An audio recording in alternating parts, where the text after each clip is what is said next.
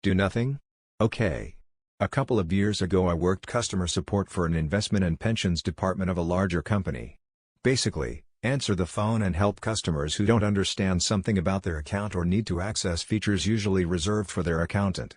I had only been with the company about 3 months, had finished my training, and recently been cleared to take calls unmonitored.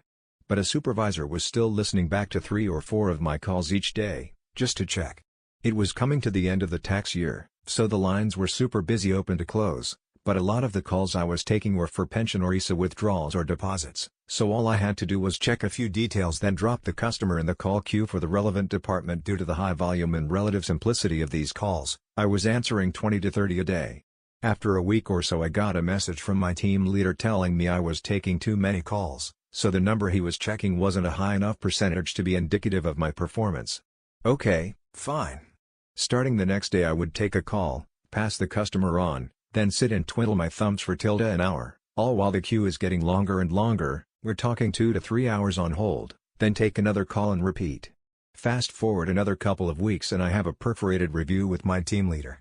He says that my verification of customer identities isn't up to scratch with company standards. I explain that 1.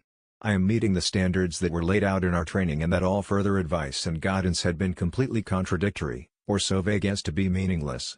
He tells me that when I come in tomorrow I need to log in, mark myself as in training, so I won't receive any calls, and wait to hear from him about next steps. So the next morning I log into my work laptop and wait to hear from him. For 5 days, I sat in my spare bedroom/office playing video games, all while logged in, marked as in training, and waiting to hear from my team leader. The next week, I get a message from a manager 2 or 3 steps above my team leader asking why I haven't taken a single call in 5 days. I explain what my team leader told me, sent screenshots of emails etc., and said that I was waiting to hear back. She said she would look into the situation and get back to me. Cue another week of video games and naps on company time.